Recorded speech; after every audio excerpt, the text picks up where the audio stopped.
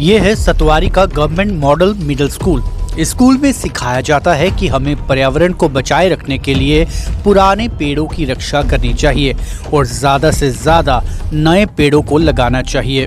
इसी शिक्षा पर अमल करते हुए ही स्कूल ग्राउंड में फेंसिंग करवाकर अलग से जगह बनाई गई ताकि पेड़ लगाए जाएं और पर्यावरण को हरा भरा किया जा सके। बाकायदा इसके लिए गड्ढे भी खुदवाए गए। लेकिन ये क्या, पर्यावरण को बचाने की ऐसी की तैसी पेड़ लगाना तो दूर, जो पेड़ लगाए गए थे उनको भी कत्लेआम कर दिया गया। मैं आपको एक ज्ञानवर्धक तस्वीर दिखाना चाहूँगा। सामने जो दीवार है उसके ऊपर बनी हुई है सेव वाटर, प्रेरणा देती है कि पानी की हर बूंद हमारे जीवन और सृष्टि के लिए बेहद महत्वपूर्ण है और इस पृथ्वी और पानी के बीच में एक और प्रकृति यानी हरे भरे पेड़ जो है वो उसका अहम हिस्सा है। लेकिन वो शायद तस्वीर में इसलिए नहीं बनाए क्योंकि वो बिल्कुल साक्षात नीचे पड़े हुए हैं, मूर्छित सिचुएशन में हैं, कटे पड़े हैं। और वो इसीलिए क्योंकि आज की तारीख में ये कहा जाता है कि पेड़ काटना किसी हत्या के कम नहीं है, लेकिन ये हत्या हुई है और लगातार हो रही है गवर्नमेंट मिडिल स्कूल सतवारी में। यहाँ पर सिर्फ पेड़ इसीलिए काटे जा रहे हैं ताकि एक रेवेन्यू का सोर्स जो है उसे बनाया जा सके। अब हमें ये सोचना है कि हमें पर्यावरण चाहिए या फिर पैसे। ये तस्वीरों में आप देख सकते हैं जो कि स्कूल के प्रीमिसेस में पड़े हैं ये बड़े बड़े लोहे के पिलर्स और होर्डिंग का सामान। दरअसल इस जगह पर ये बैरिकेडिंग की गई थी ताकि इस एरिया स्कूल के जो ग्राउंड के बीच में ये तार के उस तरफ पौधारोपण किया जाए, पेड़ लगाए जाएं ताकि जो आसपास के माहौल को हरा भरा किया जाए।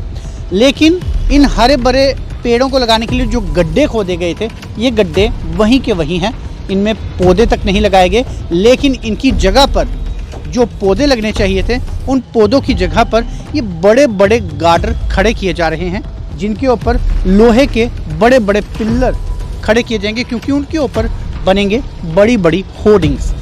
उन होर्डिंग्स के ज़रिए हर राहगीर को आने जाने के लिए ये बताया जाएगा कि कौन सी चीज़ का कितना प्रमोशन जो है वो किया जाएगा और उनके ऊपर लिखा हुआ है you can brand promote your brands. लेकिन क्या पर्यावरण से ज़्यादा महत्वता हमें उन ब्रांड्स को देनी चाहिए, उन पैसों को, उन रेवेन्यू को देना चाहिए? ये एक बड़ा सवाल है। और स्कूल प्रीमिसेस के अंदर जिस जगह पर पौधारोपण के लिए जगह दी गई है उसे कमर्शलाइज करने के लिए किस तरह से एडमिनिस्ट्रेशन परमिशन दे रहा है, ये भी एक बड़ा सवाल है।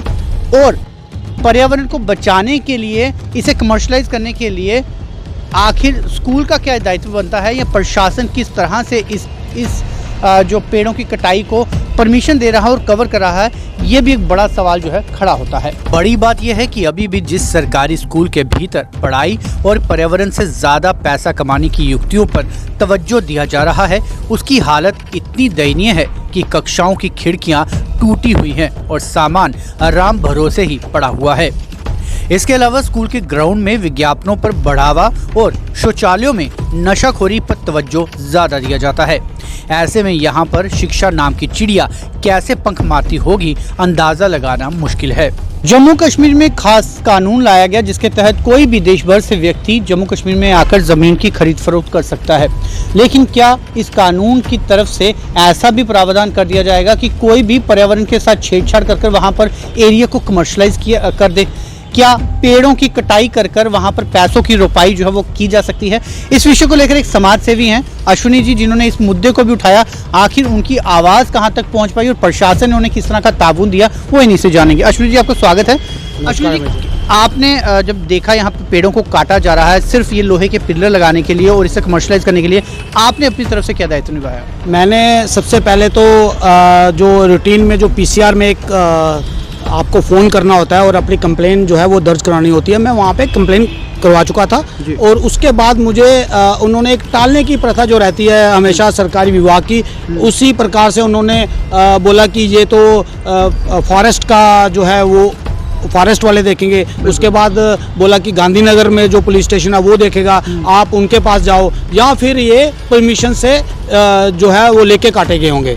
तो हमारा ये कहना है कि क्या सरकार ये परमिशन देती है कि आप लोगों की जिंदगियों से खेल लो?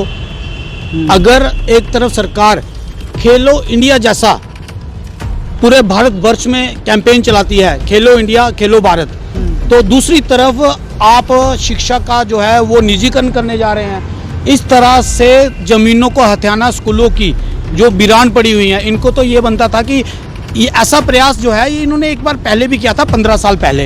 ये जो आप बिल्डिंग देख रहे हैं ना, मैं आपके कैमरामैन से चाहूँगा कि ये बिल्डिंग दिखाएंगे। ये बिल्डिंग जो है ये 15 साल पहले जो बनने जा रही थी, वो बिल्कुल ज़मीन जो ग्राउंड है उसके बीचों बीच बनने जा रही थी।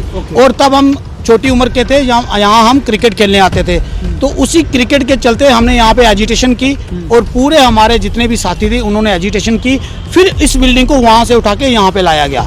तो मेरा ये कहना है कि जब एक तरफ भारत पूरा प्लांटेशन ड्राइव चला रहा है, आपने देखा ये जो आपने प्लांटेशन की हुई देखी आपने, ये प्लांटेशन पे लाखों करोड़ों रुपए का खर्चा और अपनी जेब में नेताओं के गया है, और उसके बावजूद आप प्लांटेशन करते हो और उसके साथ साथ पेड़ काटते हो। आप ये होर्डिंग देख रहे हैं, ये पेड़ जो होगा कम से कम भी 40 से 50 साल का होगा, और ये 50 साल का पेड़ उन्होंने 5 मिनट में गिरा दिया, सिर्फ इस कारण कि इसकी विजिबिलिटी खत्म हो रही थी होर्डिंग की, उसकी वजह से इन्होंने ये पेड़ गिरा दिया।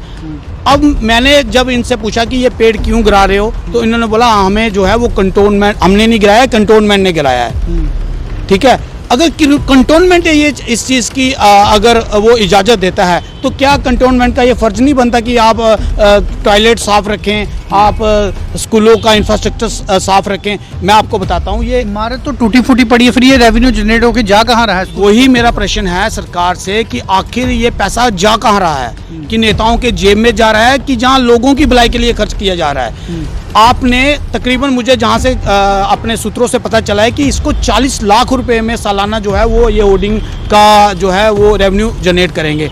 तो 40 लाख में इन्होंने सिर्फ ये गेट बंद करने का जो है वो प्रयास किया है, उसके अलावा मुझे नहीं लगता कि इन्होंने किसी चीज़ पे पैसा खर्च किया है। और आप बताओ, इतनी सर्दी में जब हमारे यहाँ पे माइनस टेम्परेचर होता है, यही बच्चे जो गरीब घरों से आते हैं वो बच्चे इन बिना खिड़कियों वाले रूम में बैठते हैं। तो ये पैसा जो आखिर जा रहा है तो जा कहाँ रहा है, हमारा ये प्रश्न है। अभी हमने देखा कि कुछ पिलर्स नीचे भी पड़े हुए हैं, अभी और लगने हैं, इसका मतलब पेड़ और कटेंगे फिर? ये जो रास्ता बंद करने का कारण मुझे यही लगता है कि ये वहाँ पे अपना स्ट्रक्चर खड़ा करना चाहते हैं, और तकरीबन ये यहाँ से लेके जो ये नेवस्ती फिश मार्केट तक यही प्रयास करेंगे। वहाँ पे भी 3-4 पेड़ ऑलरेडी काट चुके हैं।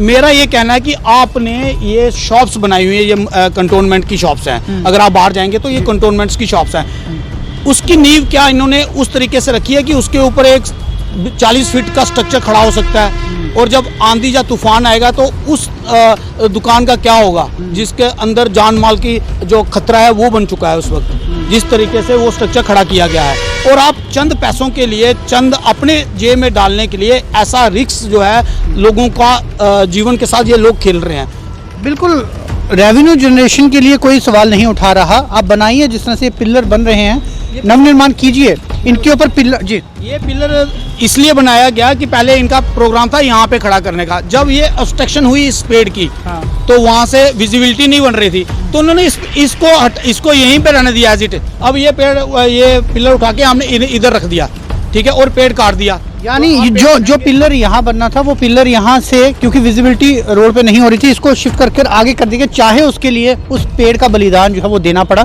वो कंप्रोमाइज़ कर लिया गया, लेकिन पिलर जो है वहाँ पे। अब बड़ा सवाल ये है कि रेवेन्यू जनरेशन के लिए जो हमें अश्विनी जी से पता चल पा रहा है कि 40 लाख रुपए प्रति वर्ष इसी बिल्डिंग की, स्कूल की बिल्डिंग से जो रेवेन्यू जनरेट होता है इन होर्डिंग्स की वजह से। लेकिन जहां हमने अभी आपको तस्वीरें भी दिखाई, स्कूल की टूटी फूटी जो खिड़कियां हैं, अंदर का इंफ्रास्ट्रक्चर है, बाथरूम और टॉयलेट्स की हालत है, तो आखिर यदि इस रेवेन्यू का जिस स्कूल में ये निजीकरण हो रहा है उनको फ़ायदा नहीं हो पा रहा, तो ये फ़ायदा जा कहाँ रहा है? नो डाउट कि ये प्राइवेट ठेका किसी को दिया गया है, इसमें अब उन्होंने इजाज़त सरकार से ली है या नहीं ली है वो एक अलग बात है, लेकिन कहीं ना कहीं नुकसान पर्यावरण का हो रहा है, आम व्यक्तियों का हो रहा है, और पेड़ कटना, हत्या जैसा जुर्म जो है वो आखिरकार कौन उन्हें इजाज़त दे रहा करने के लिए, बड़ा सवाल हम आपके पास ही छोड़ जाते हैं। आप जुड़े न्यूज़ के साथ, दीजिए इजाज़त, नमस्कार। प्रदूषण फैल रहा है मेरे देश में, पेड़ों को भी काटा जा रहा बिना किसी दोष के, वातावरण की अशुद्धता इंसानों को कैसे लाएंगे हम होश में, मनुष्य भी ना कर साफ हो जाए, पर मैले तो इंसानियत के मन है। जड़ से अलग उन पेड़ को मत करो जो सच कर रही है पवन है। भड़क रही हमारी जनता, क्योंकि भीषण आग और दंगे फसाद पॉलिटिक्स में सारा दिमाग लग जाता है। पर क्यों नहीं उठा सकते देश की आवाज? देश का नकाब मुंह पे सबके लगा और ये सोचते हैं कि हम है नवाब, ये कुल्हाड़ी पर पैर ही मारते हैं। देश है खराब, कैसे उगे गुलाब, कबाब में हड्डी वो लोग बन जाते जो सोच के आते पर मोचे ले जाते। ठोकरे खा के वो पेड़ जो उगते वो 2 मिनट में क्यों कटे जाते? लोगों ने धरती का मजाक बना दिया, पेड़ों को काट के मकान बना दिया। धरती का अंत भी निकट हो जाएगा जब हम बोले हमें बयान बना दिया। मूर्खता का ज्ञात कम होगा क्या धरती का जब तक अंत होगा, या फिर रंग बिरंगा बसंत होगा, या आबाद हमारा वतन होगा? खत्म होगा ये आंदोलन, बस पेड़ों पे दया करो काटो मत। दंगे हो बन तो साफ हो मन, शांति कर प्रकोप रहे रातों भर। ये दंगे और कारोबार बंद नहीं हो, क्योंकि इंसान कभी भी अखंड नहीं होंगे। जब हम बेशरम घमंडी बनेंगे तो हमारे मन में चमन नहीं होंगे। अगली बनी है ये कमाते, फिर अग्नि जली अब जलाते। पेड़ों के साथ में अंडरटेकर, बाहर से साफ है क्यों अंदर फेकर। देख कर दुख मुझे हुआ नहीं हजम, आवाज मेरे नरम पर बातों में है वजन। खाई मैंने कसम गरम गरम करा करम, पेड़ों का गला कटा करो थोड़ी शर्म। सोचो गला कटेगा तुम्हारा, तड़प तड़प कर मरेंगे हर दफा, तो क्यों नहीं लगेगा वो नारा? नटकटी जिंदगी दर्दनाक अंत, फिर जिंदगी ना मिलेगी दोबारा। अपने भी हटेंगे सपने फिर घटेंगे और भाड़ में जाएगा भाईचारा। पर मेरा भाईचारा मैं रैप करूँ, सही बात गलत बात समादृत अनादृत में गैप करूँ। पेड़ों की मासूम जान लेने वालों को फट से 2 फटके और स्लैप करूँ। जान से मार मार के मार काट करते, बाद में जाके माँ बाप से डरते। लाट साहब ये बनते जात पाप के लड़ते, आस्तीन के सांप ये साफ साफ नहीं बकते। शर्म करोगे सफल सफर मिशन है खत्म है की तरफ से बदले कंडीशन है। मनोकामना जगाने का केवल ऑडिशन है, छोड़ दोगे शक्ति मौत का ऑडिशन है।